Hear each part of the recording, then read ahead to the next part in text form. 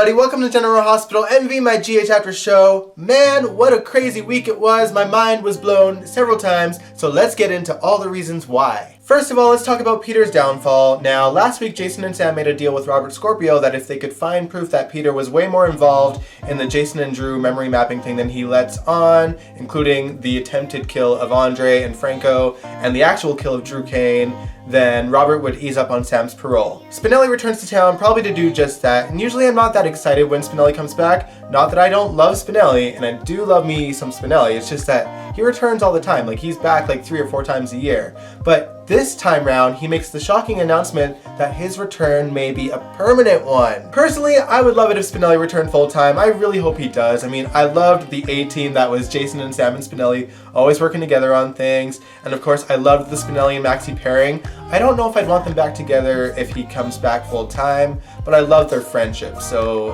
I mean, he's rescuing her from a bad guy, and that's just OG Spixie, you know?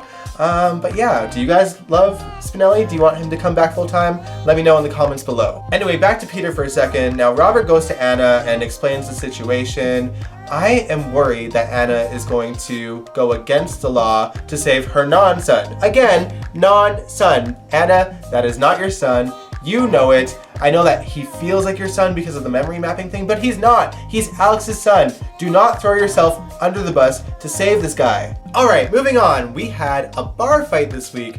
Basically, Brooklyn changed her last name to Quartermain in hopes that she could get away with performing at the Floating Rib, but her skeezy manager tracked her down and he put his hands on her right in front of Lulu and Dustin, who jumped to her defense, even though Lulu hates Brooklyn, so props to her on that front. I mean, Lulu wouldn't let any man just grope a woman inappropriately without consent. It turns out that Brooklyn and Dustin have a past. She calls him Dusty. Here we go. But I mean, he seems to be over her, so I guess time will tell. But anyway, the 4 of them brawl, and they all get arrested because Brooklyn accidentally smashed Chase over the head with a beer bottle, so that was not something he was very pleased of.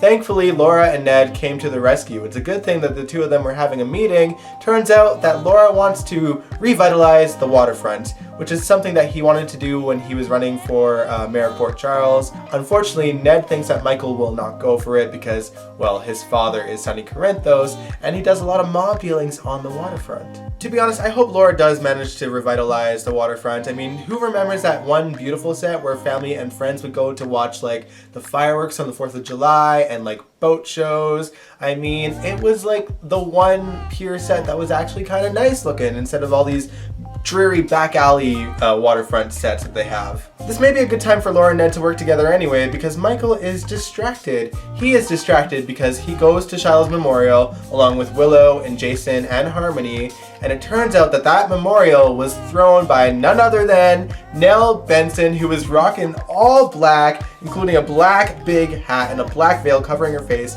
and she did the big reveal, which was classic soap. I loved that moment. I did know that it was obviously Nelle. I mean, we all theorized that she was married to Shiloh a couple months back when she kind of brought up that she was married in prison to a skeevy guy who happened to die. I mean, it was obvious. But I just love that moment. It's such a classic soap moment. I loved it. So yeah, Nelle is out on parole. She is a free woman and she is already wreaking havoc in Port Charles. Her first stop after Shiloh's memorial was the Quartermain mansion, where she announces that she has Shiloh's shares and she is willing to fight with them, even though they were supposed to be used for Oscar's Mount Kilimanjaro project. She is going to put up a fight, but the Quartermains are not going down without a major fight. And Brooklyn just lays it into Nelle. It was so good. I am impressed. I think her name is Amanda Sutton, the actress that plays her. She did so good in that scene, and Nelle even lost her cool, and Brooklyn was like, careful, there are a lot of witnesses here, and assault is against parole, and you'll be back in Pentonville. Like, I love that moment. To see the Quartermains in full force again just honestly makes my day, because this is the first time that I truly feel that the writers are actually invested in the Quartermain family again. Like, they're back and there's like a full group of them and they're fighting and they're front and center. It is great. So my hat's off to Dan O'Connor.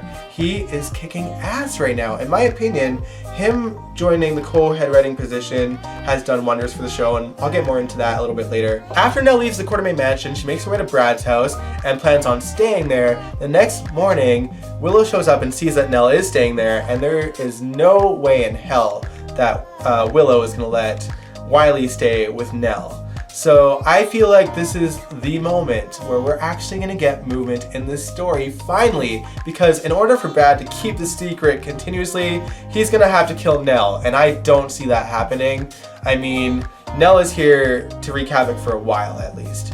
So he either has to kill Nelle or come clean about this secret so that he gets Nelle's crazy ass away from that kid.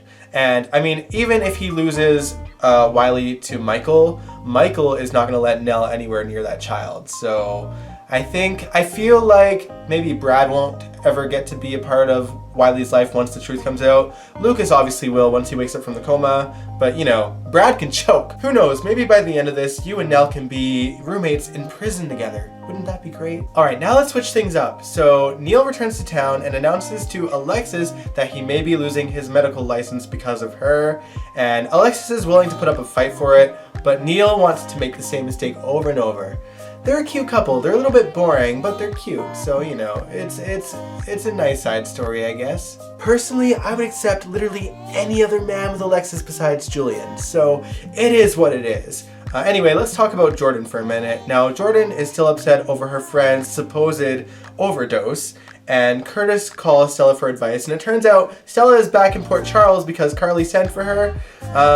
Basically, Carly wants Stella to give Sonny some input over Mike because Sonny has found a trial in Manhattan that he wants to take Mike to, and Carly's not so keen on the idea, but she just wants Stella to be a sounding board so that he can decide with all the information what he should do. After Sonny and Stella have a conversation, Sonny still decides that he wants to take Mike to Manhattan for this trial, so the next day he goes to pick up Mike at Turningwood, and Mike has a visitor, and that visitor is freaking Taggert, you guys.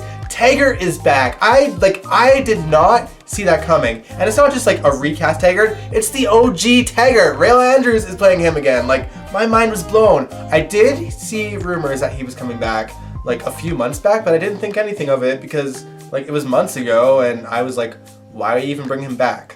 So I literally did not see it coming until the previews of the next General Hospital that he was in. I was like, what? For those of you that don't know, Taggert hates Sonny. He hates Sonny. If anyone could have Sonny shaking in his boots, it is Taggert. So I'm just excited to see where this leads. I mean, this is not the sole reason that he's back in town. It turns out that he is there for Jordan because she called him in, probably to figure out what's going on with her friend's death, because she doesn't believe that he truly overdosed or was on drugs in the first place.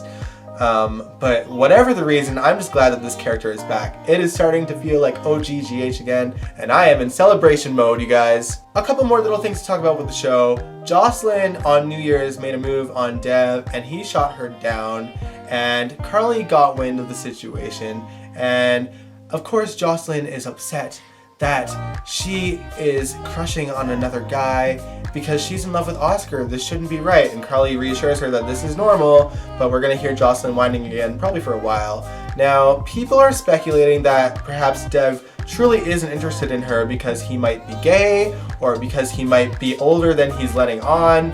Personally, I think he was telling the truth in that he just doesn't want to ruin this nice thing that he has with Sonny and his family, because if they get together, then that's going to complicate things for Jocelyn big time, and he doesn't want to bother anyone. That's what I truly believe, but others believe in those other theories.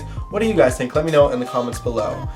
Last but not least, Nicholas and Ava are kind of playing a game of cat and mouse with each other, although I'm not sure who is who in this scenario. Anyway, their plan is to go to France to confront Spencer, who was in the preview for Monday's episode. So I am excited to see this confrontation. I feel like Nicholas Bechtel, I think that's his name, will rock the scenes. I just wish that it was Tyler Christopher. Not that Marcus isn't doing a fantastic job as Nicholas. I just feel like I would feel more if it was, you know, Tyler and Nicholas working together. But I mean, it's scenes that are a long time coming. I don't know how Spencer is going to react. I feel like he's going to be happy to see his dad, but pissed that he kept him in the dark. So whatever happens will happen this week. But yeah, those are all the reasons why my mind was blown this week. I feel like Dan O'Connor is kicking ass and taking names and turning the show back into something that is amazing. I know I gave him a hard time last week with the fact that no one talked about how Nicholas and Hayden should technically still be married, including Laura and Lulu, who would know that, but they didn't say anything. But with everything else, like, he is doing amazing things. We're getting some classic soap tropes back, you guys. I mean, we got the classic reveal with Nelle unveiling herself with her veil, and Taggert appearing out of nowhere with a big surprise return. And then you had the Quartermaines gathering together and being classic Quartermaine, shenanigans. Like, everything is going so good right now. I'm excited for the show. Good job, Dan. I'm so glad you are a co-head writer in the show, because you are breathing new life into the show in many ways so far. How do you guys feel that the show is doing? Let me know in the comments below. And if you like this video, give it a big old thumbs up, subscribe if you want to, and I will catch you guys next time. Peace out.